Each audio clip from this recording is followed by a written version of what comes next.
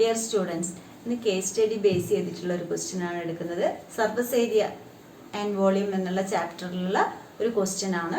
അപ്പോൾ അതിൻ്റെ ഫിഗർ എങ്ങനെയാണെന്നുള്ളതൊന്ന് നോക്കാം.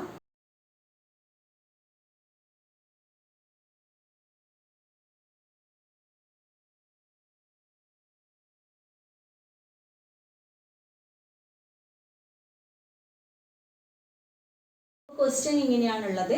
A child is playing with a clay. He has a clay ball of diameter 24 centimetre. Clay കൊണ്ട് കളിക്കുകയാണ്. ക്ലേ ബോളിന്റെ diameter 24 centimetre. He first formed 3 identical cylindrical pillars out of this ball. അപ്പോൾ ഒരു ക്ലേയിൽ നിന്ന് 3 ഐഡന്റിക്കൽ പില്ലേഴ്സ് ആണ് ഉണ്ടാക്കിയത്. അതിനുശേഷം when he finished playing with the pillars, he again mixed all the clay and formed some identical balls, each of diameter 8 centimeter. അപ്പോൾ ഇത് വെച്ചിട്ട് നമുക്ക് ഇതിലുള്ള ക്വസ്റ്റ്യൻ്റെ ആൻസർ ചെയ്യണം. അപ്പോൾ ആദ്യത്തെ ക്വസ്റ്റ്യൻ എന്ന് പറയുന്നത് when one solid is converted to another solid shape. നമുക്കറിയാം, ഒരു സോളിഡ് ഷേപ്പിൽ നിന്ന് വേറൊരു സോളിഡ് ഷേപ്പിലേക്ക് കൺവേർട്ട് ചെയ്യുകയാണെങ്കിൽ അതിൻ്റെ വോളിയം മാത്രമാണ് റിമെയിൻസ് സെയിം ആയിട്ടുണ്ടാവുക, ബാക്കിയെല്ലാം നമുക്ക് ചേഞ്ച് ആവും. അപ്പം വോളിയം റിമെയിൻസ് സെയിം ആണ്. അപ്പോൾ അതിൻ്റെ ആൻസർ എന്ന് പറയുന്നത് വോളിയം റിമെയിൻസ് സെയിം. ഒരു സോളിഡ് ഷേപ്പിൽ നിന്ന് വേറൊരു സോളിഡ് ഷേപ്പിലേക്ക് കൺവേർട്ട് ചെയ്യുമ്പോൾ വോളിയം മാത്രമേ സെയിം ആയിട്ട് നമുക്ക് കിട്ടുള്ളൂ. അപ്പോൾ അടുത്ത ക്വസ്റ്റ്യൻ എന്ന് പറയുന്നത് if the diameter of each cylinder formed by him is 16 centimetre then height of each of them is. അപ്പോൾ ആദ്യം എന്താണ് പറഞ്ഞിട്ടുള്ളത്? ക്ലേ ഒരു സ്പിയറിന്റെ ഷേപ്പിലാണുള്ളത്. അതിനെ 3 ഐഡന്റിക്കൽ സിലിണ്ടറിക്കൽ പില്ലേഴ്സ് ആയിട്ട് കൺവേർട്ട് ചെയ്തു. അതിന്റെ ഡയമീറ്റർ നമുക്ക് 16 സെന്റിമീറ്റർ ആണെങ്കിൽ അതിന്റെ ഹൈറ്റ് എത്രയാണെന്നാണ് ചോദ്യം. അപ്പോൾ നമുക്ക് എങ്ങനെ എടുക്കാം? ഒരു ഷേപ്പിൽ നിന്ന് മറ്റൊരു ഷേപ്പിലേക്ക് കൺവേർട്ട് ചെയ്യുമ്പോൾ അതിന്റെ വോളിയം ആണ് സെയിം ആവുക എന്ന് പറഞ്ഞു. അപ്പോൾ volume of sphere equal to clay, നമ്മൾ ആദ്യം സ്പിയറിന്റെ ഷേപ്പിലാണ് ഉള്ളത്. Volume of sphere equal to 3 identical cylindrical pillars ആണ് കൺവേർട്ട് ചെയ്യുന്നത്. അപ്പോൾ 3 into volume of cylindrical pillars. അപ്പൊ ഇതില് നമുക്ക് ക്ലേയുടെ ഡയമീറ്റർ തന്നിട്ടുണ്ടായിരുന്നു. ഡയമീറ്റർ എന്ന് പറയുന്നത് 24 സെന്റിമീറ്റർ ആണ്. അങ്ങനെയാണെങ്കിൽ അതിന്റെ റേഡിയസ് എന്ന് പറയുന്നത് 12 സെന്റിമീറ്റർ ആണ്. അതുപോലെ സിലിണ്ടറിക്കൽ പില്ലേഴ്സിന്റെ റേഡിയസ് നമുക്ക് തന്നിട്ടുണ്ട്. ഡയമീറ്റർ 16 ആവുമ്പോൾ ഡയമീറ്റർ ഈക്വൽ ടു 16 സെന്റിമീറ്റർ. അപ്പൊ റേഡിയസ് എന്ന് പറയുന്നത് 8 സെന്റിമീറ്റർ ആയി. ഇനി വോളിയം ഓഫ് സ്ഫിയർ എന്ന് പറഞ്ഞു കഴിഞ്ഞാൽ 4/3 പൈ ആർ ക്യൂബ് ആണ്. അത് equal to 3 into pi r square h. ഇതിൽ എച്ച് ആണ് നമുക്ക് കണ്ടുപിടിക്കേണ്ടത്. അപ്പോൾ ഇവിടെ 4/3 പൈ ക്യാൻസൽ ആയി പോയി. 4/3 ആർ എന്നുള്ള പ്ലേസിൽ എന്ത് കൊടുക്കുന്നു? 12 into 12 equal to 3 into r എന്ന് പറയുന്നത് 8 ഇൻറ്റു എച്ച്. നമുക്ക് എച്ച് ആണ് കണ്ടുപിടിക്കേണ്ടത്. അപ്പോൾ ഇത് ഇങ്ങോട്ടേക്ക് ഡിവൈഡ് ചെയ്യാം.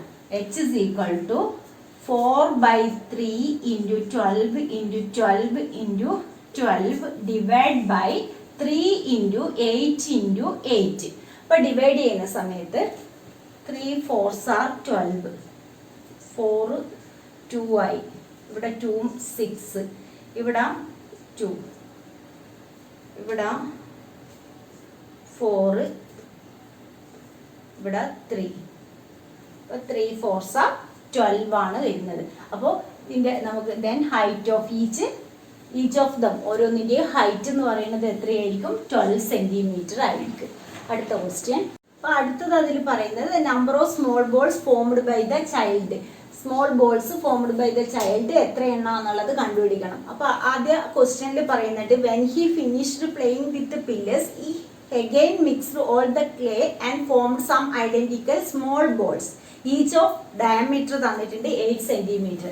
അപ്പോൾ അതിന്റെ ഡയമീറ്റർ സ്മോൾ ബോൾസ് ആക്കുന്നു. സ്മോൾ ബോളിന്റെ ഡയമീറ്റർ എന്ന് പറയുന്നത് ബോൾസിന്റെ ഡയമീറ്റർ നമുക്ക് തന്നിട്ടുണ്ട്. ഡയമീറ്റർ ഈക്വൽ ടു 8 സെന്റിമീറ്റർ ആണ്. 8 സെന്റിമീറ്റർ ആണെങ്കിൽ അതിന്റെ റേഡിയസ് എന്ന് പറയുന്നത് 8/2 4 സെന്റിമീറ്റർ. അപ്പൊ റേഡിയസ് 4 സെന്റിമീറ്റർ ആണ്. അങ്ങനെയുള്ള എത്ര സ്മോൾ ബോൾസ് ആണ് നമുക്ക് കിട്ടുന്നത്? നമ്പർ ആണ് ഇവിടെ കാണേണ്ടത്. അപ്പൊ നമ്പർ ഓഫ് സ്മോൾ ബോൾസ് എന്ന് പറയുന്നത് number of small balls equal to എങ്ങനെ പറയാം?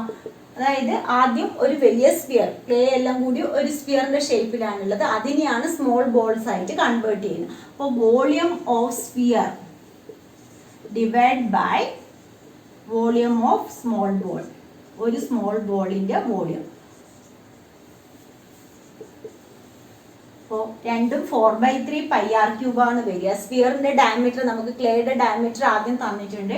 ഡയമീറ്റർ 24 സെന്റിമീറ്റർ ആണ്. ഡയമീറ്റർ 24 സെന്റിമീറ്റർ ആകുമ്പോൾ റേഡിയസ് 12 സെന്റിമീറ്റർ ആയി. അപ്പോൾ 4/3 πr³ രണ്ടിനും ഫോർമുല സെയിം ആണ് വരിക. 4/3 πr³ ആണ്. r എന്ന് പറയുന്നത് 12 × 12 × 12 അവിടെ വന്നു. ഇവിടെ 4/3 π × ഇവിടെ നമുക്ക് റേഡിയസ് 4 ആണുള്ളത്. 4 × 4 × 4. അപ്പോൾ 4/3 π ക്യാൻസൽ ആയി.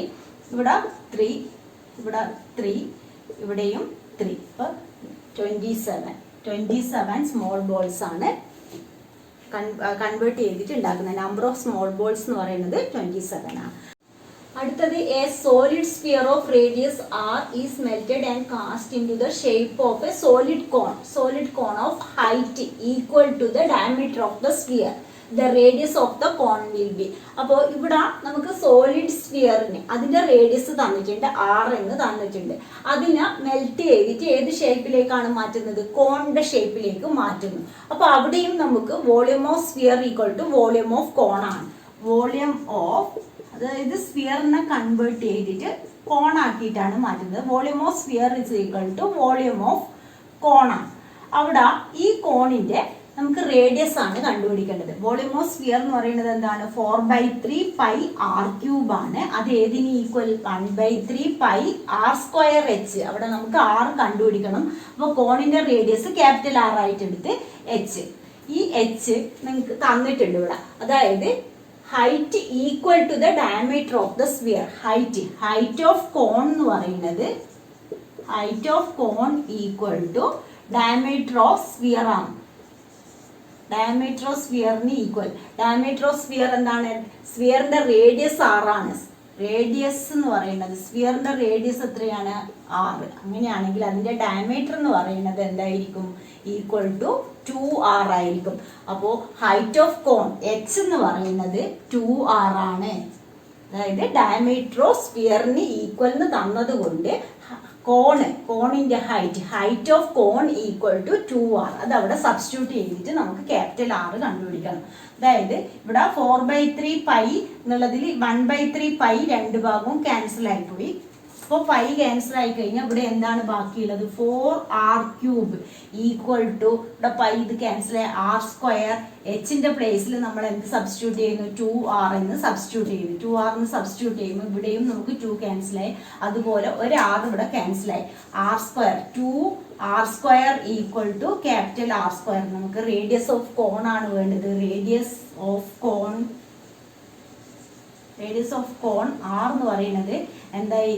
√2r² എന്ന് വരും. അങ്ങനെയാണെങ്കിൽ r പുറത്തേക്ക് വരുമ്പോൾ √2r. അപ്പോൾ നമ്മുടെ ആൻസർ √2r ആണ്. റേഡിയസ് ഓഫ് കോൺ ആണ് കാണുന്നത്. Radius of cone equal to √2 × r എന്ന് കിട്ടും. ലാസ്റ്റ് ക്വസ്റ്റ്യൻ പറയുന്നത് a solid cylinder of radius r and height h is placed over other cylinder of same height and radius. The total surface area of the shapes of formed is. അപ്പോൾ total surface area ആണ് കാണേണ്ടത്. ഒരു cylinder, അതിൻ്റെ മുകളിൽ വേറൊരു cylinder same ഹൈറ്റും same റേഡിയസും ഉള്ള വേറൊരു സിലിണ്ടർ വെച്ചു. അങ്ങനെയാണെങ്കിൽ ഈ ഷേപ്പിൻ്റെ ടോട്ടൽ സർഫസ് ഏരിയ ആണ് നമുക്ക് കാണേണ്ടത്. നമുക്കറിയാം സിലിണ്ടറിൻ്റെ ടോട്ടൽ സർഫസ് ഏരിയ എന്താണ്? ഒരു സിലിണ്ടർ മാത്രം വരും. അതിൻ്റെ ടോട്ടൽ സർഫസ് ഏരിയ എന്ന് പറയുന്നത് TSA എന്ന് പറയുന്നത് 2πr × h+r ആണ്. അതെങ്ങനെയാണ് നമുക്ക് ഈ 2πr × h+r കിട്ടുന്നത്? അതായത് അതിൻ്റെ CSA പ്ലസ് ബേസ് ഏരിയ, ഈ റൗണ്ട് എന്താണ്? πr². 2πrh plus πr² plus πr² add ചെയ്യുമ്പോഴാണ് നമുക്ക് 2πr × h+r കിട്ടുന്നത്. അതായത് 2πrh പ്ലസ് 2πr². അതിൽ 2πr കോമൺ ആയിട്ടുണ്ടാവും. അപ്പോൾ h+r.